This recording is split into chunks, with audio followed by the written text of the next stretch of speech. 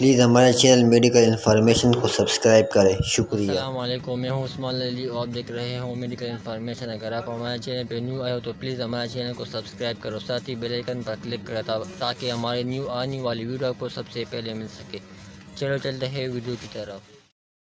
Viewers, آج کی video میں آپ کے ساتھ اینٹی بائیوٹک کیپسول جس کا نام ہے ویبرامائسین کیپسول کے بارے میں کمپلیٹ ریویو کروں گا، جس کو بہت زیادہ لوگ جو استعمال کر رہے ہیں۔ اس کے بارے میں آپ کو کمپلیٹ انفارمیشن پرووائڈ کروں گا، اس کی یوزز، بینیفٹس، سائیڈ ایفیکٹس۔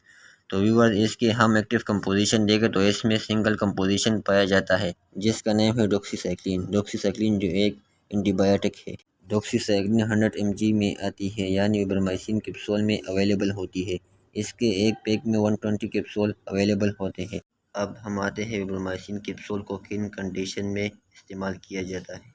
تو ویبرامائسین کیپسول کو ایکنی یعنی چہرے پر بننے والے دانے کی ماں سے ان کنڈیشن کو ٹریٹ کرنے کے لیے استعمال کیا جاتا ہے۔ اس کے علاوہ اینتھریکس ایک ایسی بیماری ہے جو ایک گرام پوزیٹیو بیکٹیریا کی وجہ سے ہوتی ہے جو ہمارے سانس کی نالیوں کو افیکٹ کرتی ہے، اس لیے سانس کی نالیوں کی بیماری ہے جس کو ہم اینتھریکس کہتے ہیں۔ اس میں ویبرامائسین کیپسول کا استعمال کیا جاتا ہے۔ اس کے علاوہ بریسٹ کینسر میں بھی ویبرامائسین کیپسول کا استعمال کیا جاتا ہے۔ لیوکیمیا ایک ایسی کنڈیشن ہے جس میں بلڈ فارمنگ سیلز ٹیشو ہوتے ہیں، ان کے کینسر ہو جاتے ہیں، اس میں بھی ویبرامائسین کیپسول کو استعمال کیا جاتا ہے۔ اس کے علاوہ یورینری ٹریکٹ انفیکشن جس کو UTI کہتے ہیں، اس میں بھی ویبرامائسین کیپسول کو بہت زیادہ ریکمنڈ کیا جاتا ہے، کیونکہ جو UTI انفیکشن ہے یعنی پیشاب کی نالی میں انفیکشن جو بہت زیادہ بیکٹیریا کی وجہ سے ہوتا ہے، اور ویبرامائسین جو ہے یہ ایک اینٹی بائیوٹک ہے، اس لیے اس کو UTI انفیکشن میں استعمال کیا جاتا ہے۔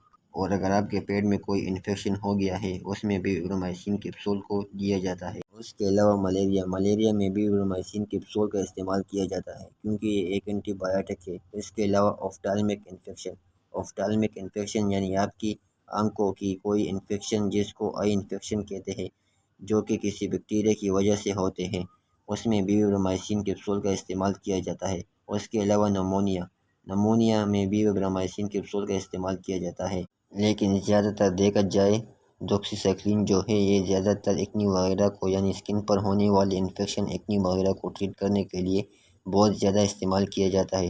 اب بات کرتے ہیں اس کے یوزز کے بارے میں، تو آپ اس کو اپنے ڈاکٹر سے ریکمنڈ کروا کے یوز کر سکتے ہیں۔ اس کے سائیڈ ایفیکٹ کی طرف آتے ہیں، اس سے آپ کو نوزیا، اسکن ریشز، انوریکزیا اور انیمیا یہ سب کنڈیشن ہو سکتے ہیں۔ تو آخر میں یہ بات کہنا چاہوں گا، ویڈیو بنانے کا مقصد انفارمیشن پرووائڈ کرنا ہے۔ اس ویڈیو کا ہرگز مقصد کسی بیماری کا علاج کرنا نہیں، کیونکہ ہر دوائی میں کچھ فائدے اور کچھ مضر اثرات بھی موجود ہوتے ہیں۔ تو برائے مہربانی ہر میڈیسن اپنے ڈاکٹر کے ہدایات کے مطابق استعمال کریں۔ چلو چلتے ہیں، پھر ملتے ہیں نیکسٹ ویڈیو میں۔ اللہ حافظ۔